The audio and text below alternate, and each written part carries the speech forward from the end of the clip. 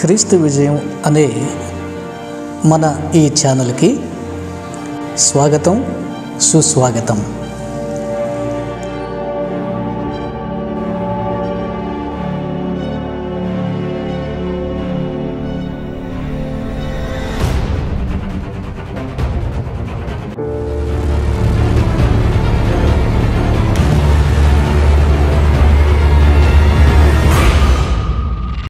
మన క్రీస్తు విజయం వ్యూవర్స్ అందరికి కూడా యేసు క్రీస్తు వారి ప్రభు పేరిట లోకరక్షకుడైన ఈ లోకాన్ని సృష్టించిన జగద్రక్షకుడైన యేసు క్రీస్తు ప్రభువుల వారి పేరిట మీకందరికీ శుభాలండి.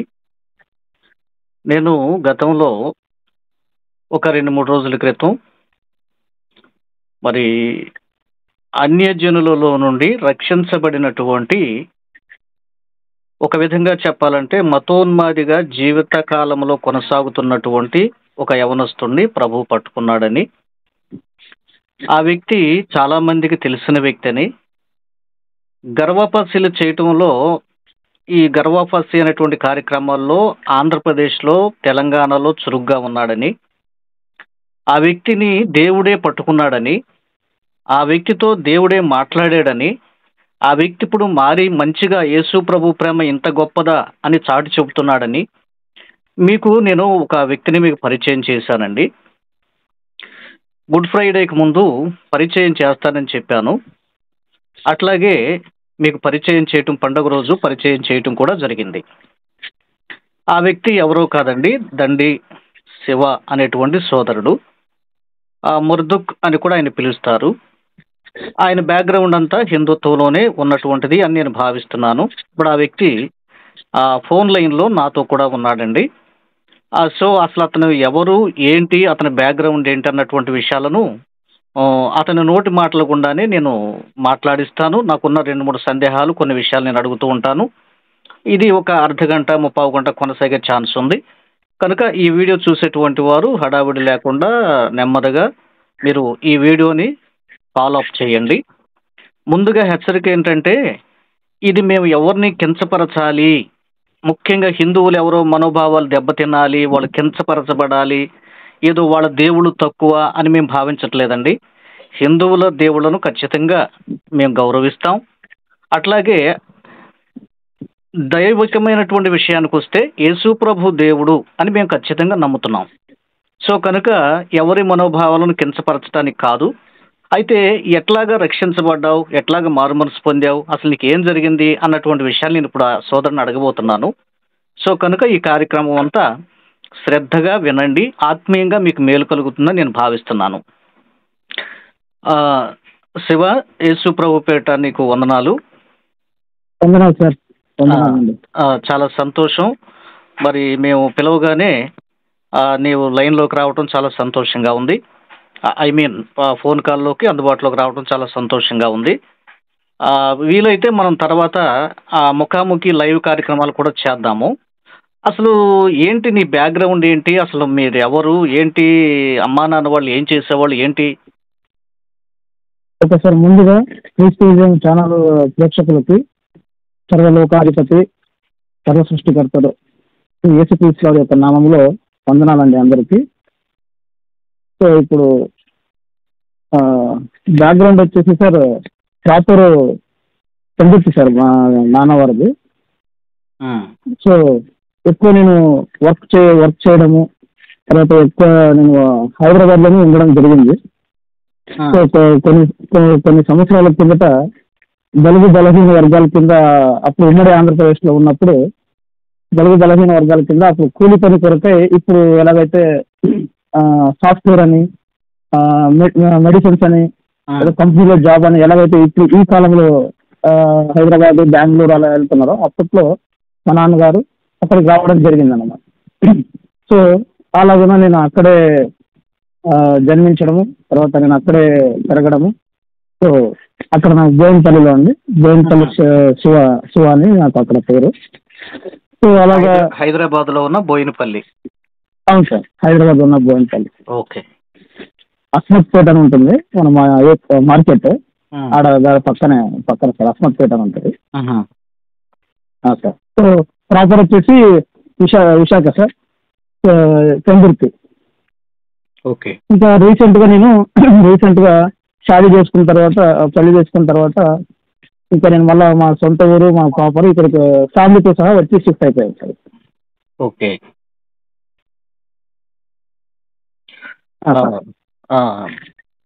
అవునా, మరి నీవు పుట్టుకతోనే హిందువా? అవునండి. ఓకే. హైదరాబాద్లో ఉన్నప్పుడు కూడా నువ్వు కాస్త హిందూ మతం పట్ల బాగా అభిమానంగా ఉంటూ, మా భాషలో చెప్పాలంటే ఒక మతోన్మాదిలాగా వ్యవహరించేవంటూ కొన్ని కొన్ని వీడియోలు కూడా నేను చూశాను సోషల్ మీడియాలో. అంటే ఏంటి నీకు అట్లా క్రైస్తవ్యం మీద అట్లా కోపంగా ఎందుకు నీకు అట్లా అనిపించింది యవనస్తుడిగా ఉన్నప్పుడు?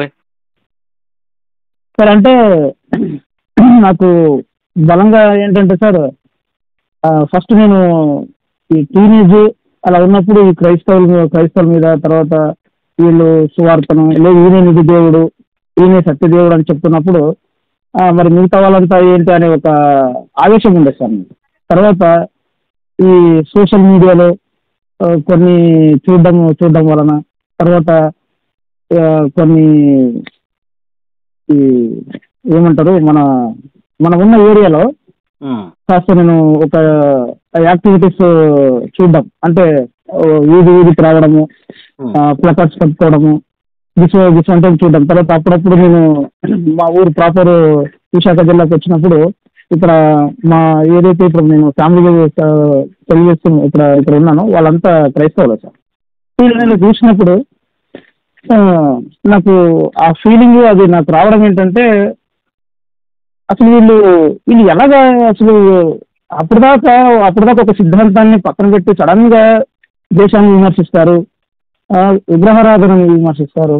అసలు వీళ్ళ దాంట్లో ఫస్ట్ ఆఫ్ ఆల్ వాయు వరుసలు ఉండవు కదా అని చెప్పి దృఢమైన ఒక మూఢనమ్మకం, అంటే ఆ నమ్మకం నాలో మెల్లమెల్లగా పెరిగింది సార్. అది దానికి అనుగుణంగా కొన్ని సోషల్ మీడియాలో కూడా కొన్ని రావడము, తర్వాత నేను పరిశుద్ధ గ్రంథాన్ని, దేవుని యొక్క వాక్యాల్ని నేను సరిగా అర్థం చేసుకోకుండా దాన్ని నేను వ్యతిరేక కోణంతో నేను చదవడము, వ్యతిరేక కోణంలోనే రీసెర్చ్ చేయడము. సో ఇలాగా నాలో అలా పెరిగింది సార్. అది వ్యతిరేక భావన అనేది అంతగా పెరిగింది నాకు. ఓకే. అంటే టోటల్గా బైబిల్ అంటే హైదరాబాద్ ఉన్నటువంటి ఆ పరిస్థితుల్లో, ఆ సమయంలో ఆ సోషల్ మీడియాలో వస్తున్నటువంటి వార్తా కథనాలు కానీ పోస్టులు కానీ చూసి ప్రభావితం చెంది బైబిల్ సెర్చ్ చేస్తూ బైబిల్కి వ్యతిరేకంగా నువ్వు కాస్తంత పూర్తిగా వ్యతిరేకంగా మారిపోయావు. అవును సార్. జనాలు కూడా అక్కడ, ప్రజలు కూడా అక్కడ స్వీకరిస్తున్నారు. ఇది ఎన్ని సంవత్సరాల క్రితం నీకు ఇట్లా ఈ ఫీల్డ్లోకి వచ్చావు, ఇట్లా అనిపించేటువంటి విధానంలోకి వచ్చావు? ఎన్ని సంవత్సరాలు అవుతుంది ఇలాగా? నాలో వ్యతిరేక భావన స్టార్ట్ అయ్యి నేను అది అబ్జర్వ్ చేయడం అనేది ఒక 8 years సార్, 8-9 years కింద నాకు స్టార్ట్ అయింది. తర్వాత పూర్తి స్థాయిగా క్రీస్తుకు విరోధంగా ఇంకా నేను పూర్తిగా లేదు దీన్ని అడ్డుకోవాలి, క్రైస్తవాన్ని తరిమి కొట్టాలి, క్రైస్తవులకి విరోధంగా నేను పనిచేయడం అనేది 5 years నుంచి చేస్తున్నాను. అంటే యాక్టివ్గా ఉంది ఒక 5 years నుంచి. అవును సార్. ఈ ఆలోచనలు, భావనలు అనేటువంటివి నీకు ఆదిలోనే ఇంచుమించుగా 7-8 ఏళ్ల క్రితమే వచ్చినాయి అన్నమాట. అవును సార్. అవును. హైదరాబాద్ అంటున్నావు కదా, హైదరాబాద్ అంటే ఇప్పుడు అక్కడ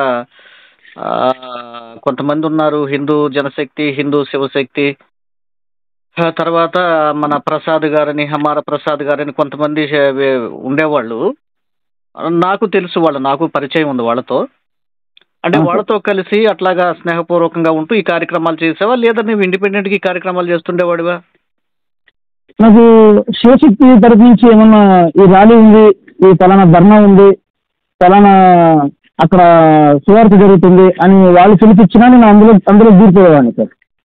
లేదు పలానా సంస్థ నుంచి ఇప్పుడు పలానా అక్కడ సువార్తను అడ్డుకోవాలి, అక్కడ సువార్త చేస్తున్నారు, అసలు ఇలాగా పిలిపించినా అక్కడికి వెళ్ళిపోయేవాడిని సార్ స్వచ్ఛందంగా.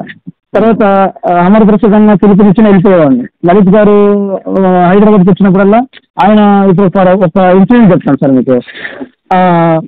దీపావళి రోజున దీపాలు పెట్టారని చెప్పి మన గాంధీనగర్లో ఇన్సిడెంట్ అయింది సార్.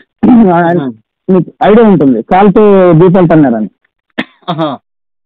ఆ, అంటే జస్ట్ ఒక ఇన్సిడెంట్ చెప్తాను సార్. అలాగా అయినప్పుడు అప్పటికప్పుడే మిగతా ఇంకా నా పక్కన నా ఫ్రెండ్స్ తోటి యవనస్తుల్ని తీసుకోవడము, అక్కడ ఆ స్పాట్కి చేరుకోవడము, ఆ, వాళ్ళని వాళ్ళని తిరిగి మళ్ళా వాళ్ళని ఆ, ఎదుర్కోవడము, స్టేషన్ దాకా వెళ్ళడము, స్టేషన్ ముందు వాళ్ళకి శిక్ష పడాలని చెప్పి ధర్నాలు చేయడము, ప్లకార్డ్స్ పెట్టుకోవడము. అప్పుడు ఎలాగో వీళ్ళు ఇప్పుడు లలిత్ కుమార్ వచ్చేటోళ్ళు, తర్వాత శివశక్తి వాళ్ళు వచ్చేవాళ్ళు, అమరప్రసాద్ అన్నగారు వచ్చేవాళ్ళు. ఇలా వాళ్ళకి నాకు ఒక సత్సంగం సార్. ఒక ఇలా నాకు వాళ్ళకి నాకు మధ్యలో అనుబంధం ఉందన్నమాట. ఓకే. సిద్ధాంతం సార్, ఐడియాలజీ ఒకటే. అదే ఈ ఐడియాలజీ ఒక్కటే సిద్ధాంతపరంగా పోరాడుతున్నప్పుడు మధ్య మధ్యలో కలుస్తూ ఉంటాం సార్. ఓకే. అంతేలే, సహజంగా అది క్రిస్టియానిటీలో కూడా అలాగ ఉంటుంది, ఇస్లాంలోనూ అలాగే ఉంటుందిలే. ఒక ఐడియాలజీతో పనిచేస్తున్నప్పుడు అప్పుడప్పుడు కలుసుకోవడం కూడా తప్పేం కాదు. Okay, okay. అయితే నువ్వు మెయిన్ నేను విన్నది ఏంటంటే గర్వాపసి కార్యక్రమాలు ఎక్కువ చేసావు. అసలు నువ్వు చేసినట్టుగా బహుశా ఇంకా ఈ తెలుగు రాష్ట్రాలు ఎవరు చేయలేదన్నట్టుగా విన్నాను. ఏంటి దాని విషయం? అంటే సార్ అది ఒక ఎలా అంటే సార్, ఒక ఐ థింక్ పేరు ఎందుకులేండి, ఒక సంస్థ ద్వారా ఇప్పుడు మామూలుగా మన లలిత్ కుమార్ అన్నగారు కావచ్చు, తర్వాత సోషల్ మీడియా ద్వారా ఏదైతే మన శివశక్తి కరుణాకర్ అన్నగారు కావచ్చు, వీళ్ళైతే ఏదైతే చేస్తున్నారో అది మామూలుగా వాళ్ళ గర్వాప్సుల పట్ల నాకైతే అంతగా ఇంట్రెస్ట్ లేదు సార్. బట్ ఈ సంస్థ పేరు మనకు ఎందుకు అని అనుకుంటే, క్షేత్రస్థాయిలో పేరు చెప్పాల్సిన అవసరం లేదు,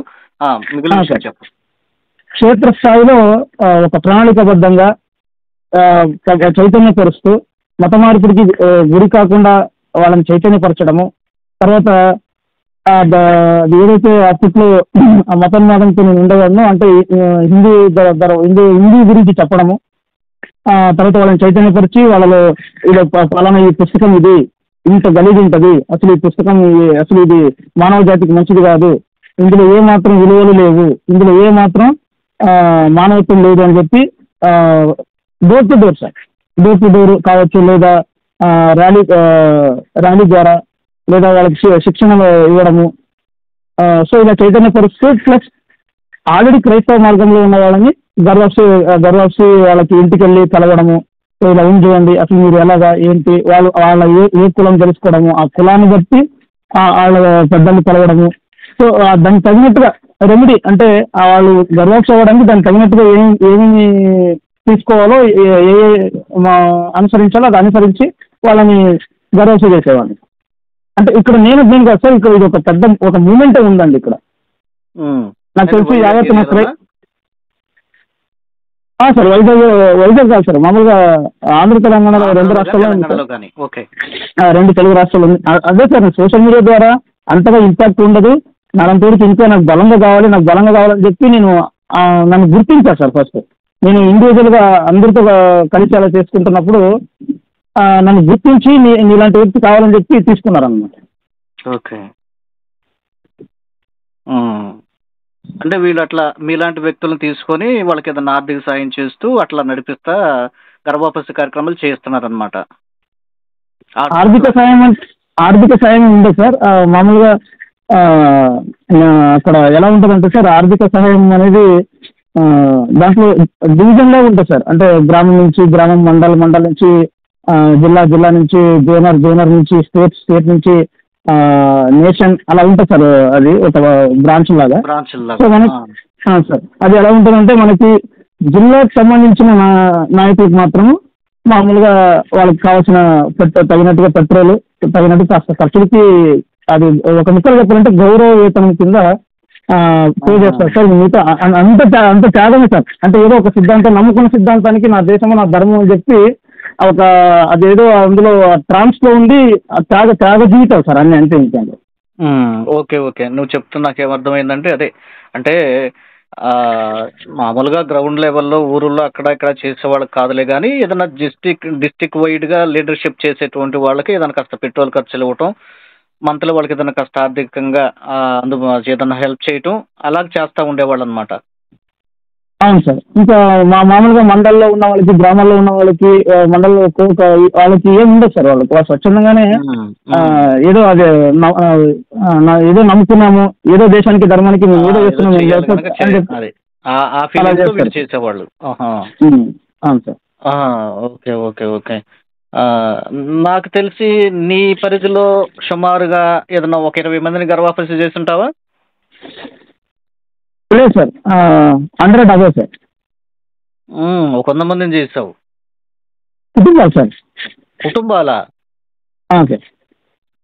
ఆ, అంటే ఇక నీ అంతగా ఇక బహుశా ఈ శివశక్తి వాళ్ళు కానీ, హిందూ జనశక్తి వాళ్ళు కానీ, లేకపోతే ఇంకా ఎవరో నాకు తెలిసి ఇంకా ఏ సంస్థలు, హిందూ సంస్థలు ఇంత భారంగా ఇంత పెద్ద మొత్తంలో చేసి ఉండరేమో.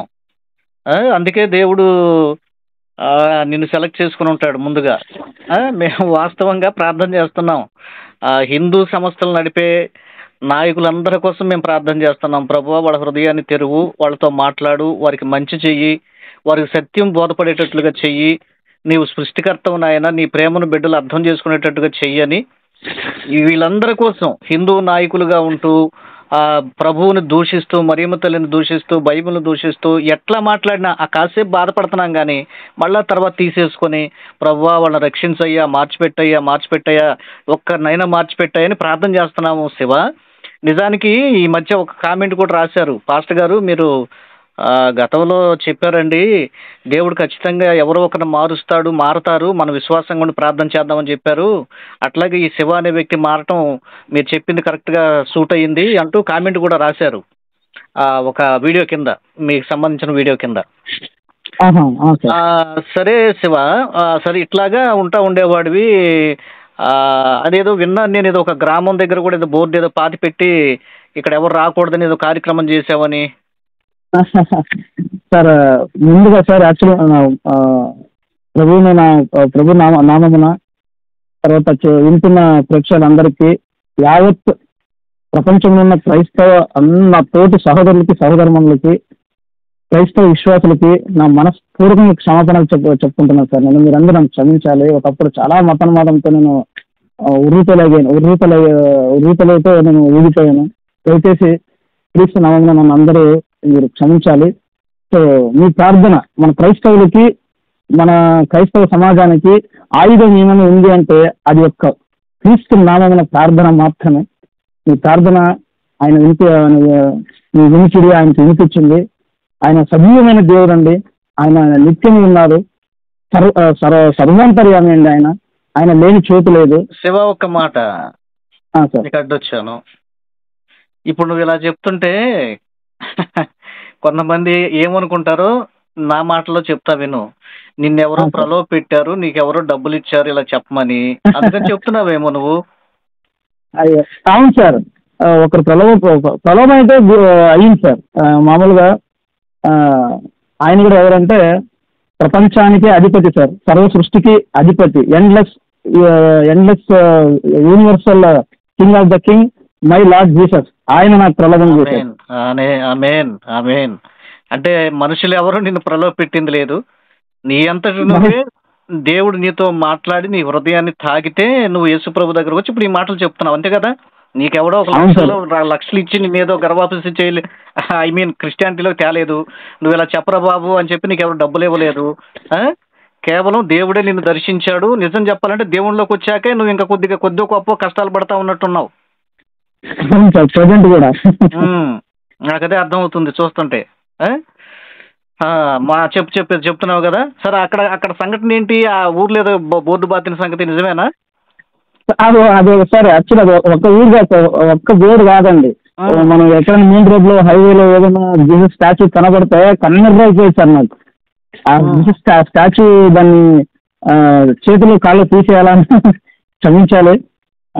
అంతగా చేసాం సార్. ఎక్కడన్నా జీసస్ సేవియర్ అని చెప్పి రాస్తే దాని మీద సున్నం వేయడము, సో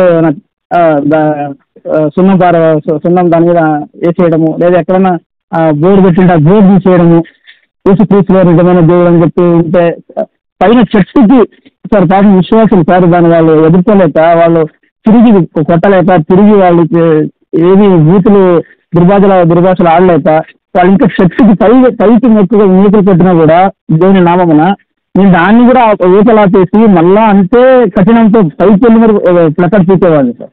సో ఒక బోర్డు కాదండి, మీరు అన్నట్టు బోర్డులు చాలా ఊరి ముందు పాతాము, జీసస్ స్టాచ్యూ ఎక్కడ ఉంటే దాన్ని తీసాము, ఎక్కడైనా వాళ్ళ జీసస్ నామమున ఏదైనా రాసి దాని మీద చిన్నం వేసాము. ఇలాగా చాలా చాలా విరోధంగా చేశాను సార్ అలా.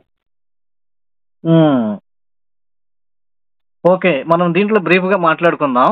ఏదన్నా ఓకే సార్. మళ్ళీ ప్రభు చిత్తం అయితే వీడియో ముఖంగా ఫేస్ టు ఫేస్ అట్లా, లేదంటే కనీసం వీడియో ముఖంగా మనం లైవ్ అయినా ఒక కార్యక్రమం చేద్దామని నాకుంది శివ నీతో. త్వరలో మనం అసలు ఒక లైవ్లోనైనా కలుద్దాము. లైవ్లో కలిసి ఆ వీడియోని కూడా మనం మన వ్యూవర్స్ ముందుకు తీసుకెళ్దాము. Okay sir. అంటే యాక్చువల్గా నువ్వు మరి ఇట్లాగండి నేను యేసుప్రభుని బహిరంగంగా మరి ఆయన ప్రేమను చూస్తున్నాను, నమ్ముకుంటున్నాను, ఆయన మంచోడు అని. మరి ఇప్పుడు నువ్వు బయటకు వచ్చావు, చర్చికి వెళ్తున్నావు, మరి వాళ్ళంతా నీకు యాంటీ అయిపోతారు. మరి నిన్ను మరి బూతులు తిట్టొచ్చు, లేకపోతే నీ మీద కన్నెర చేయొచ్చు కదా మీతో పనిచేసినటువంటి వాళ్ళు. అది ఆల్రెడీ అవుతుంది కదా సార్, అవుతుంది ఆల్రెడీ. వార్నింగ్ కాల్స్ వచ్చాయి, ఎక్కడైనా కనబడితే కొట్టండి, ఎక్కడ వీడు దేశద్రోహి, వీడు చాలా చాలా డబ్బులు అడుక్కున్నాడు, మరి మరి సార్ కోర్టు అప్పుడు దాకా అంటే నాకు ఇప్పుడు అర్థమవుతుంది సార్. ఆ మతోన్మాదత్వం అప్పుడు దాకా వాళ్ళ సహోదరుని నేను, అంటే వాళ్ళు నిన్న వచ్చిన వాళ్ళు మళ్ళీ ఒక కొత్త కాదు.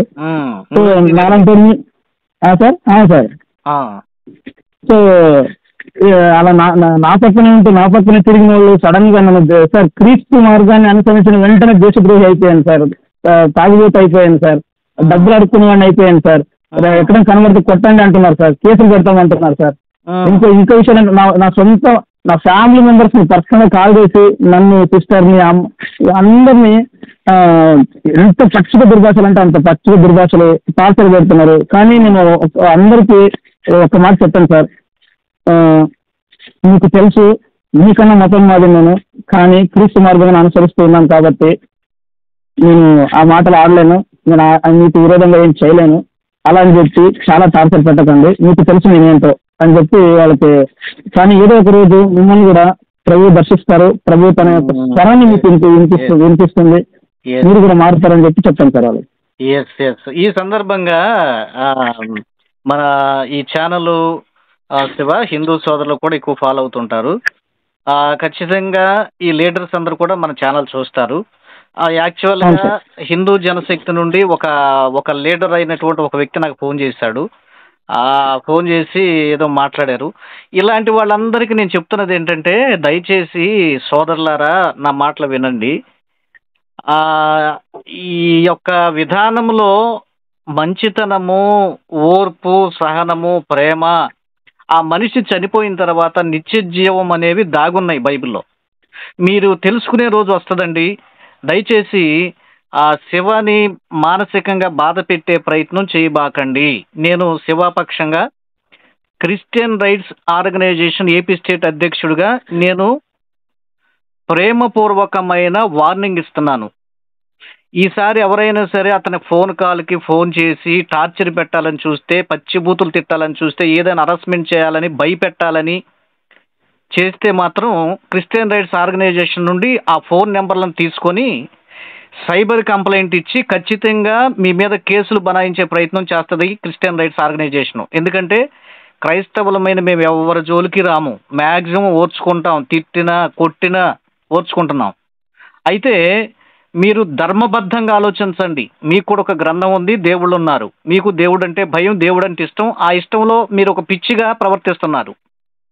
అయితే ఎవరైనా గర్భాపసి అయితే మేము ఎక్కడైనా సీరియస్ అవుతున్నామా, వాళ్ళకి ఎవరినైనా బూతులు తిడుతున్నామా, వాళ్ళని ఏమైనా ఇబ్బంది పెడుతున్నామా?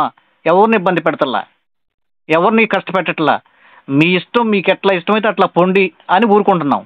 అలాగే మీలో కూడా ఎవరైనా హిందూ సోదరులు సత్యాన్ని తెలుసుకుని దేవుడు దర్శిస్తే తిరిగి క్రైస్తవ్యంలోకి వస్తే మీరు టార్చర్ పెట్టడం న్యాయమేనా? మీ గ్రంథాల ఆధారంగా చెప్పండి, మీ గుండెల మీద చేసుకొని. కాబట్టి ఇది చాలా అన్యాయం అండి. ఎవరు మత స్వేచ్ఛ వారికి ఉంది, రాజ్యాంగబద్ధంగా తప్పు కాదు.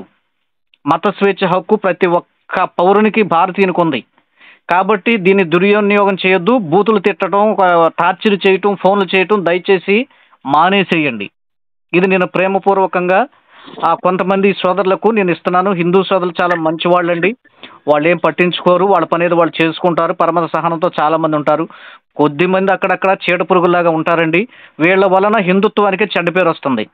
నేను నిన్నో మొన్నో వీడియో పెట్టాను. అమెరికా దేశము ఏమండి, మన విదేశాంగ మంత్రిని నిలదీసి కొన్ని ప్రశ్నలు సంధిస్తే తలదించుకునే పరిస్థితి వచ్చింది దేశం అంతా కూడా. ఈ మతోన్మాదులు చేసే చేష్టల వలన దేశానికి చెడ్డ పేరు వస్తుంది. కావాలంటే నా ఛానల్లోకి ఇలా వీడియో చూడండి, వివరాలు కావాలంటే. కాబట్టి శివ విషయంలో దయచేసి ఎవరు కూడా అతను టార్చర్ పెట్టొద్దు, ప్రేమతో హెచ్చరిస్తున్నాం. అది.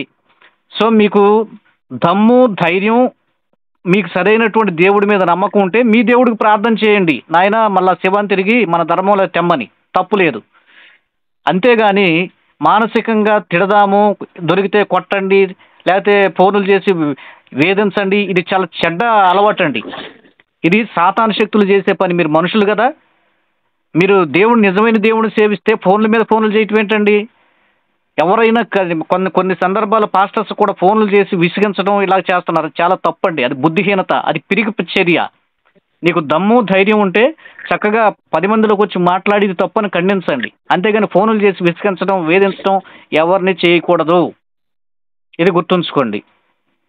ఓకే శివ, ఇప్పుడు నీకు టోటల్గా నువ్వు నిజంగానే క్రైస్తవుడు అయ్యావా, లేకపోతే మాలాంటి వాళ్ళ మీద ఏమన్నా ఏదో మెల్లగా నమ్మించి మమ్మల్ని ఏమన్నా చెయ్యాలని ఇట్లా అయ్యావా? వాళ్ళు అడుగుతున్నారా కొంతమంది, ఏమోనండి ఆయన అసలు కోవర్టేమో ఆయన హిందుత్వంలోనే ఉండి ఏదో అట్లా నటిస్తూ మీలాంటి వాళ్ళని టార్గెట్ చేస్తున్నారేమో, జాగ్రత్త పాస్టర్ గారు అని కామెంట్లు కూడా రాస్తున్నారు. మామూలుగా నిన్ను ఎవరు ప్రలోభ పెట్టలేదు, నిన్ను భయపెట్టేవాడు ఎవడు క్రైస్తవ్యంలో లేడు, ఇందులో ఏం సందేహం లేదు. నిజంగానే క్రైస్తవ్యాన్ని మనస్ఫూర్తిగా స్వీకరించావా, లేకపోతే మరి ఏం చెప్పదలుచుకున్నావు ఈ పాయింట్కి నువ్వు? మళ్ళీ వెనక్కి వెళ్ళిపోతావా? సార్ మీకు ప్రేక్షకులకి యావత్ క్రైస్తవ సమాజానికి ప్రేమపూర్వకంగా యేసుక్రీస్తు నామమున, సృష్టికర్త నామమున ఒకటి నేను తెలియపరుస్తున్నానండి. నా ఈ ఉపాధిలో అంటే ఈ యొక్క శరీరంలో నిశ్వాస అంటే ఊపిరి ఉన్నంత వరకు క్రీస్తు నామము కొరకు, క్రీస్తు సమాజం కొరకు నేను ఈ శరీరంలో ఊపిరి ఉన్నంత వరకు అలాగే బతకాలనుకుంటున్నాను సార్. ఎందుకంటే ఇప్పుడు నేను ఆయన రాజ్యానికి వారసుడిగా నేను అర్హత పొందానండి. మొన్ననే రక్షణ పొందాను, ఆయన వడిలో పడ్డాను. సో ఎవరు ఎంతమంది టార్చర్ చేసినా, ఎంతమంది బెదిరించినా ఆయన నామం రక్షణ పొందేది మీన్స్ బాప్తిసం పొందావు. అవును సార్.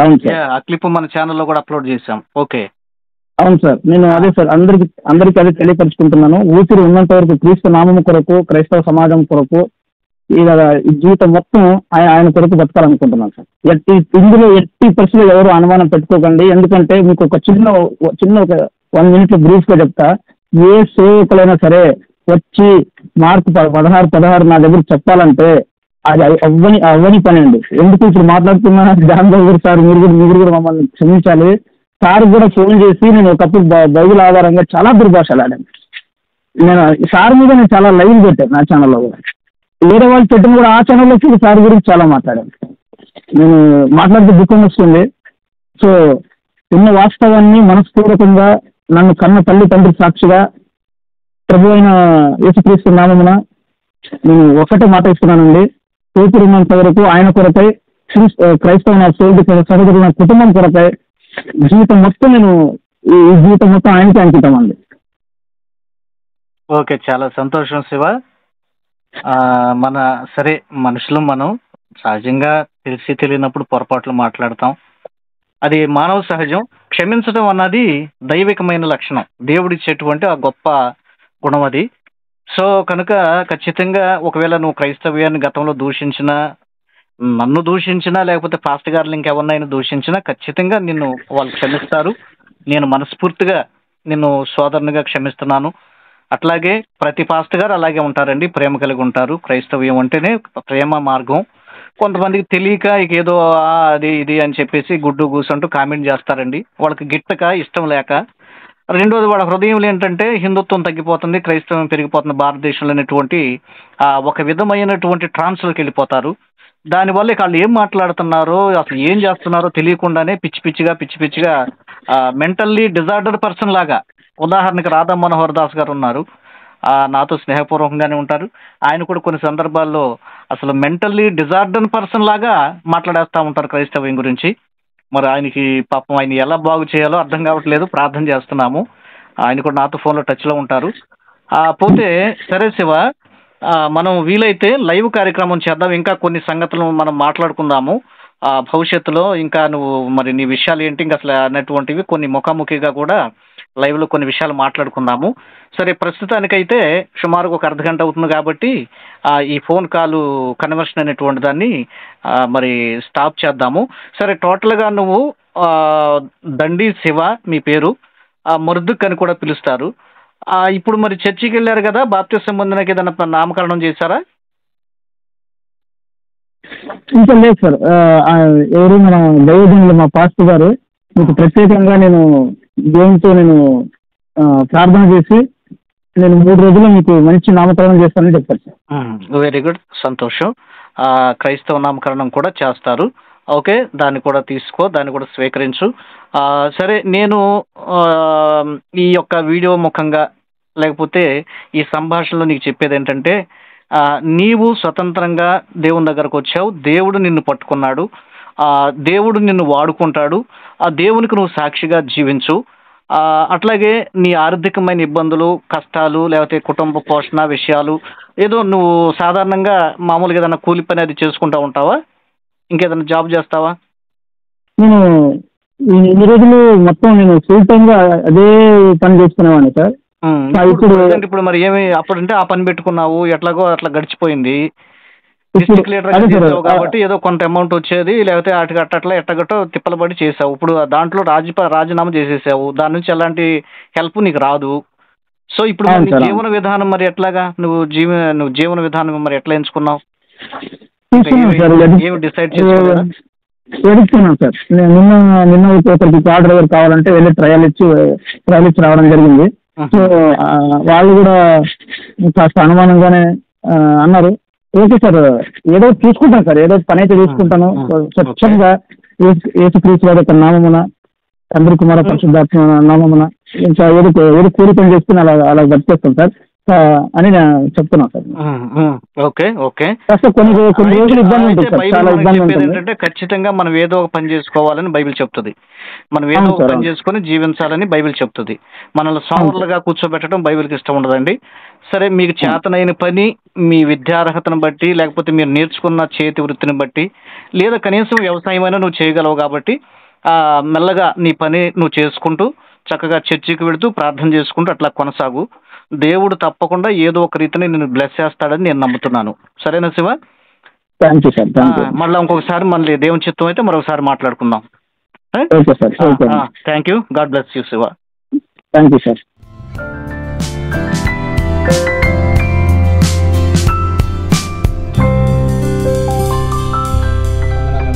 నా పేరు శివ మర్దూకని కూడా పిలుస్తారు. సో దేవుని తెలుసుకుని దేవుని యొక్క దర్శనముతో, దేవుని యొక్క ఆశీర్వాదంతో, ఆయన యొక్క స్పర్శతో నేను దేవుని రక్షణలోకి వచ్చానండి. సో నా కొరకు, నా కుటుంబం కొరకు దయచేసి అందరూ ప్రార్థన చేయండి. నేను మొన్ననే ఇంతకుముందు నేను క్రీస్తుకు విరోధంగా చాలా పనులు చేయడం జరిగింది. సో అది నేను అర్థం చేసుకుని దేవుని పట్ల క్రైస్తవ సమాజానికి క్షమాపణ చెప్పుకొని దేవుని సన్నిధిలో క్షమాపణ చెప్పుకొని మొన్ననే రక్షణ తీసుకున్నానండి. దేవుని ఒడిలో ఉన్నాను. బాప్టిజం కూడా తీసుకున్నానండి. దయచేసి అందరూ నా కొరకు, నా కుటుంబం కొరకు ప్రార్థన చేయండి. వందనాలండి. Praise the lord.